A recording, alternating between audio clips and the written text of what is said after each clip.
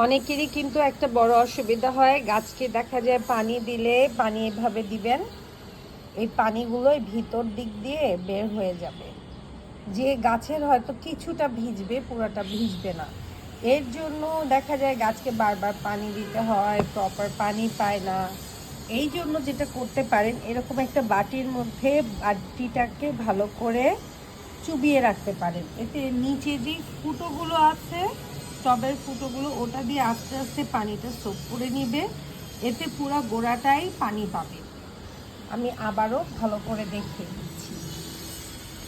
এভাবে করে জিনিসটাকে যদি আপনারা চুবিয়ে রাখেন, দেখবেন কিছুক্ষণ পর মাটিটা ভেজা ভেজা হয়ে এসছে, আর আপনার গাছগুলো অনেক সুন্দর হয়ে যাবে।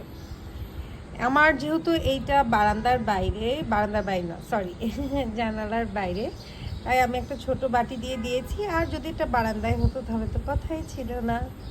So here I come with a small tips. Thank you so much for watching.